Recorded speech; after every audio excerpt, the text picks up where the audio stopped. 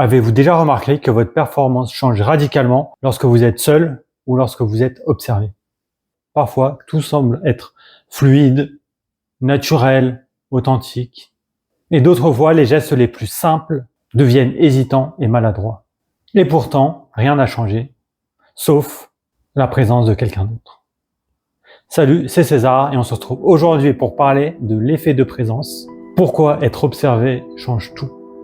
Aujourd'hui, on plonge dans un phénomène fascinant de la psychologie sociale, l'effet de présence. Un concept qui peut littéralement transformer votre manière de travailler, d'apprendre, de performer. Cette réflexion vient de mon expérience personnelle, donc il y a des fois où je maîtrisais parfaitement mes activités, mon art, ma façon de faire, etc. J'y arrivais parfaitement et il suffisait que quelqu'un d'autre arrive ou me regarde ou en compétition et là, catastrophe. Je ratais tout, genre comme si c'est la première fois de ma vie que je le faisais. Et suivant les personnes aussi, ça dépend qui me regardait, qui était là pour m'encourager, pour me crier dessus ou pas. Et c'est vrai que l'effet de présence, des fois, ça joue énormément personnellement sur mes capacités physiques, sur mes performances. Et je me suis dit, même 20 ans après, je suis là en train de me dire, ah mais oui, en fait, c'est pour ça que j'avais raté à ce moment-là. La réflexion vient un peu tard, mais elle vient aussi. Donc je tenais à vous la partager. Donc le premier point, c'est être observé peut augmenter vos capacités. Lorsque vous êtes observé, votre cerveau réagit. Il entre en état d'alerte, de vigilance accrue. Résultat, vous êtes plus concentré, plus réactif, plus à l'affût, plus motivé à bien faire.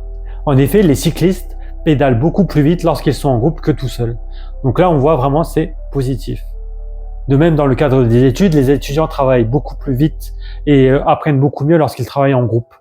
C'est pour ça que tout ce qui est classe prépa, etc., il y a beaucoup de groupes qui se forment, des groupes de travail, et c'est beaucoup plus facile et ludique d'apprendre avec d'autres que de rester dans son coin tous les soirs à bachoter de manière seule et solitaire. Quand la tâche est simple ou bien maîtrisée, le fait d'une présence externe peut améliorer la performance. De même, lorsque je m'entraînais, j'ai fait de la salle avant, il y a des années, lorsque je m'entraînais tout seul, je voyais que j'avais une courbe de performance qui était, je savais que ma courbe de performance augmentait petit à petit. Et après, j'ai eu l'opportunité d'avoir une coach. Et là, j'ai vu mes résultats sportifs vraiment décupler. Et en fait, c'est parce que, elle me criait dessus. Et deux, elle me motivait. Elle me criait dessus et elle me motivait. Enfin, c'était sa manière de parler. Pour que je performe. Et au final, j'ai vraiment eu les résultats que j'ai eu en 6 mois, j'ai quasiment doublé la performance genre en 3 mois avec elle. Enfin, c'était phénoménal. Et donc là, l'effet de présence, vraiment, ça m'a appris à m'améliorer, à devenir plus résilient, à me dépasser, justement parce qu'il y a quelqu'un qui me pousse à me dépasser. Et donc là, je vais faire la deuxième partie qui montre l'opposé. C'est quand l'effet de présence devient un frein. Mais quand la tâche est plutôt complexe, l'effet de présence produit totalement l'inverse. Par exemple, vous apprenez un instrument de musique, la flûte, la guitare, là où ça demande de la rigueur, positionner les doigts, etc., sortir la note, du violon, du violoncelle, etc. Vous vous entraînez tout seul chez vous, vous avez l'impression que vous maîtrisez, même vous filmez, etc., et vous savez que vous savez bien jouer le morceau, qu'il n'y a pas de doute, et là vous demandez à un pote de venir, ou même vous essayez de jouer un peu en public, soit devant de la famille, etc. Et là, vous êtes que des mauvaises notes, des bruits sourds. Vous ratez la case, la note, ça fait genre vous avez mal placé le doigt, là vous dites mais vous comprenez pas. Et en fait, c'est parce que vous êtes impressionné par les personnes qui vous regardent. Une fois, j'avais appris ma poésie en anglais, j'étais hyper confiant pour réciter ma poésie et tout, donc je savais que je la connaissais par cœur et tout. Et donc, je passe au tableau pour réciter ma poésie. Et là, la prof, elle me dit, elle comprend rien. Elle m'a dit, je comprends pas ce que tu racontes, Comme si, après, là, ça m'a embarrassé devant toute la classe. C'était horrible. Parce qu'en plus, j'étais soucieux de bien apprendre et tout, cette poésie. Et après, je me suis dit, plus jamais de ma vie, je parle anglais et tout. Et après, je suis plus jamais repassé au tableau. J'ai toujours fait le tableau. Je voulais plus jamais passer et tout. Et je crois même de toute l'année avec cette prof, je ne suis plus jamais repassé. Non mais horrible.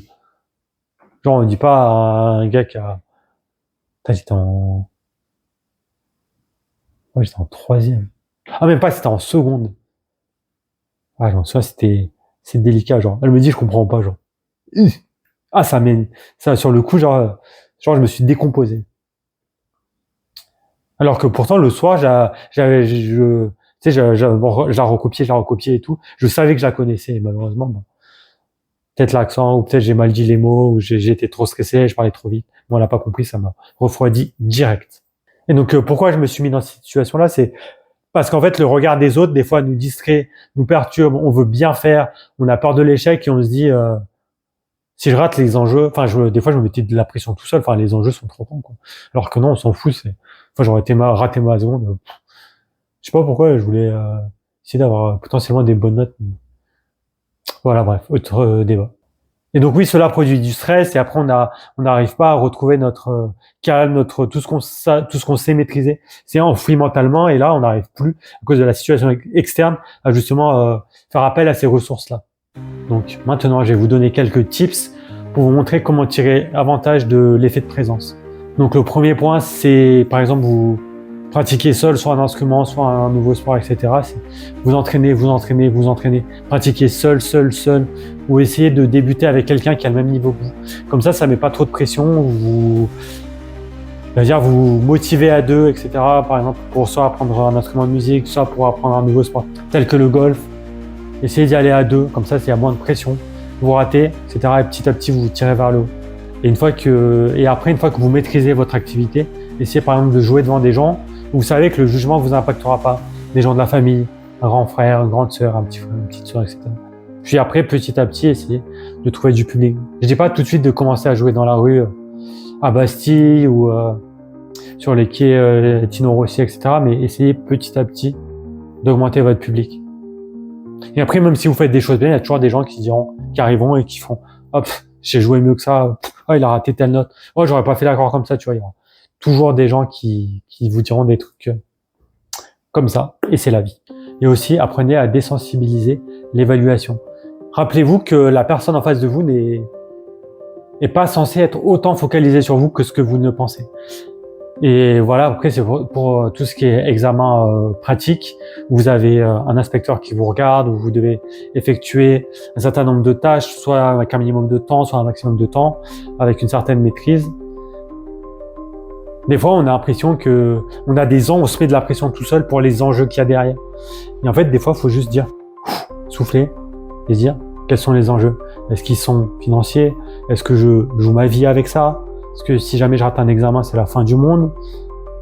Je vais me faire foudroyer par le ciel. Non. Des fois, et ça j'ai appris à mes dépens, ou même des fois, il y a certaines personnes que vous connaissez très bien, ou même de votre famille, qui passent un examen ou qui passent une pratique en quelques heures, etc. Et vous passez derrière pour essayer de faire la même chose ou rapprocher, etc. Passez le même examen et vous mettez le double du temps. En disant « Ah, pourquoi j'ai réussi, pourquoi j'ai raté, etc. » Et ce que j'ai à dire, c'est qu'on apprend avec son temps.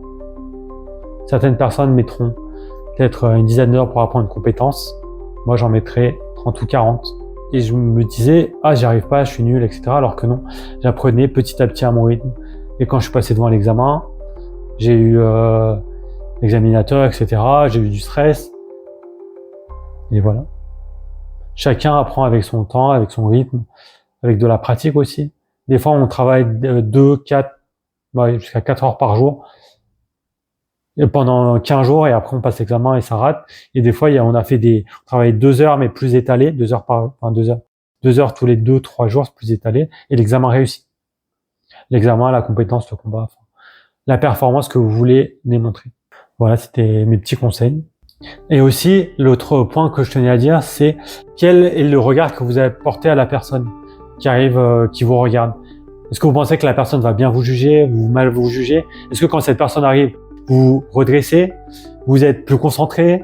Comment est-ce que vous percevez le regard des autres? Ou au contraire, est-ce que vous appliquez plus? Ou alors elle est plus détendue, donc dans ce cas-là, elle est plus cool, plus détendue, donc dans ce cas-là, vous êtes plus détendu. Enfin, il faut essayer de faire abstraction à ces personnes.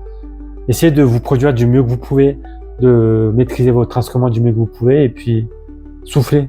Ça veut dire même si dans la salle, il n'y a que des gens importants, des gens importants, qui auront peut-être une influence sur votre dessin, au lieu de jouer trop crispé ou d'être stressé, essayez de vous détendre et dire je suis là pour apprécier ce que je fais, pour montrer aux gens que j'aime ce que je fais, que je suis là pour apprécier. Et après, c'est eux qui jugeront et vous avez donné le meilleur de vous-même et vous avez apprécié ce que vous avez produit. Voilà, c'était mes petits conseils. Je pense là, j'en ai pas oublié. Et donc, pour conclure, je dirais que l'effet de présence n'est pas censé vous changer, vous transformer. C'est juste, ça amplifie ce que vous avez déjà en vous. Et donc, c'est pour cela qu'il faut que vous en fassiez votre allié. C'était César, merci de m'avoir écouté. On se retrouve de l'autre côté. Ciao, ciao.